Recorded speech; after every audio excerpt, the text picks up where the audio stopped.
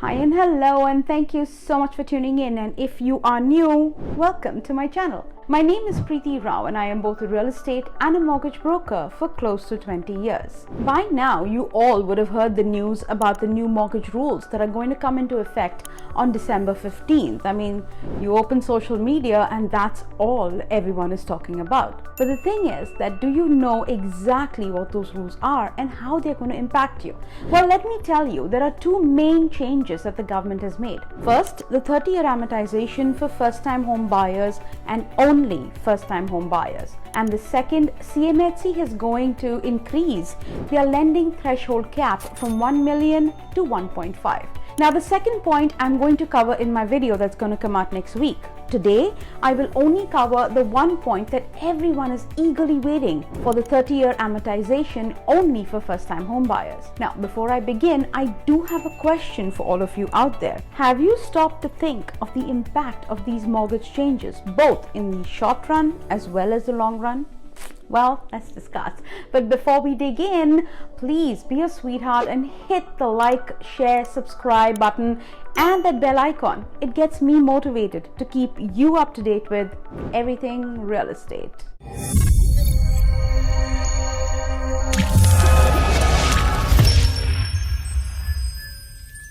Well, I would like to start by saying this. The government is at it again, interfering with the natural flow of things in the name of affordability.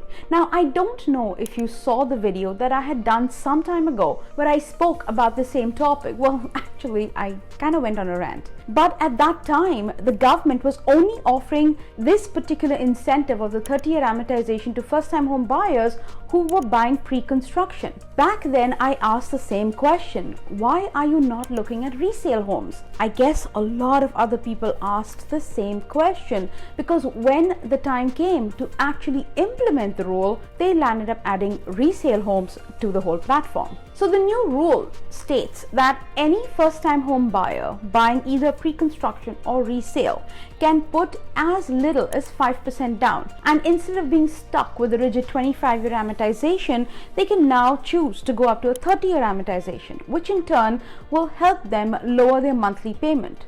That part is true. But has anyone stopped to think, how will it impact the real estate market in general? So right now where we stand, if you go to buy a home that's less than $1 million, you can put as little as 5% down and you get a loan amortized for 25 years. But after December 15th, you can actually purchase a home for 5% down and go for an amortization of 30 years, which reduces your monthly payment. The question now is, how does it look when it comes to numbers? So let's talk numbers. Let's say that you're buying a home for $950,000. The minimum down payment required is $70,000. That's 5% for the first $500,000 and 10% for the remaining $450,000. Now, I'm pretty sure you know that the insurance premium for anyone putting down 5% down is 4% of the loan amount. And in this scenario, that adds up to $35,200 that gets added to your mortgage. So the loan amount basically becomes $915,200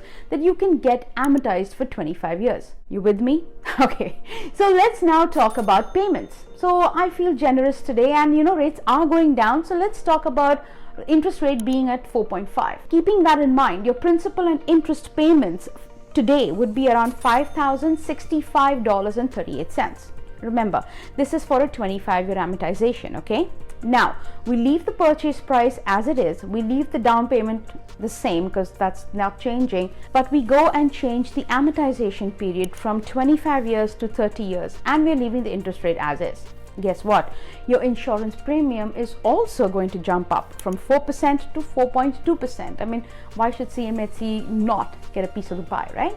Taking your premium up to $36,960 and your new loan amount $916,960. It's only a jump of like $1,760. Really, it's not a big deal because what you are looking at is the monthly payment that actually just dropped to $4,623.45. That's a big difference. It brings it down by $441, well, almost $442 per month.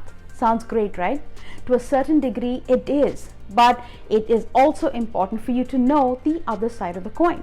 If you do take a 30-year amortization, and especially if you're doing the minimum down payment, you are actually putting in very little equity, literally just 0.80% in the house, not even 1%. And you end up paying a lot more in interest over the span of 30 years.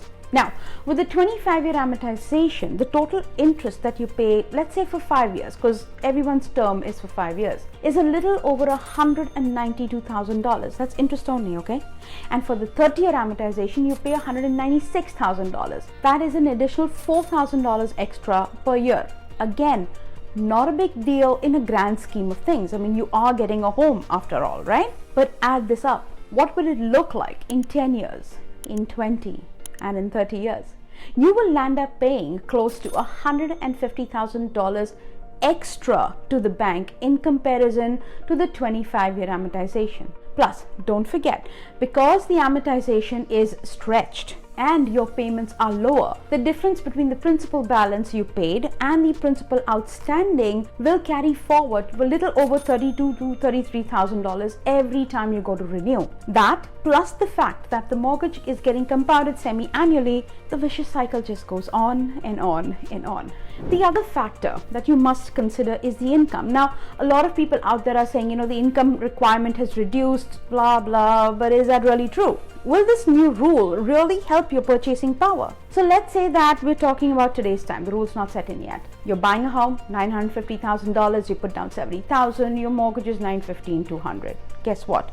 Your household income required because of the stress test. So whatever your interest rate is, add 2% for the stress test. Your calculation is based on that. The actual amount income is that you need for $950,000 purchase today is very close to $220,000 depending on your credit. Now let's say that you opt for the 30-year amortization. Your new loan amount would be $916,960. Your income requirement would actually drop approximately to $200,000. So that's like a $20,000 difference.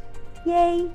But is that a great factor really? Because $20,000 in the grand scheme of things on the income difference doesn't really count. The only thing that this new rule will help is in the monthly payments more than the affordability. So why is this being sold to us as an affordability factor?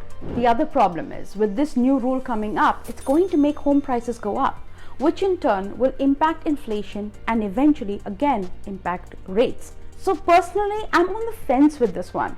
People say, why is the government not building affordable homes? I mean, they are trying, but that will take a long time. Our requirement is now.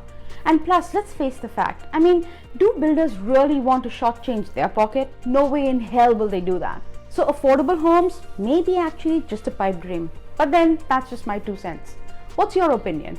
What do you think this new rule will do to the market? Tell me what you think in the comments below. And don't forget to watch my next week's video on the second rule. Till then, you take care. And if you find this information useful, please do not forget to subscribe and hit that like button. If you still don't know who I am, just go check my rating on Google and read my client reviews. Join me next week for more information. Until then, you stay safe. Thank you so much for watching, and don't forget to call me because I hold the key that opens a door to your dream home.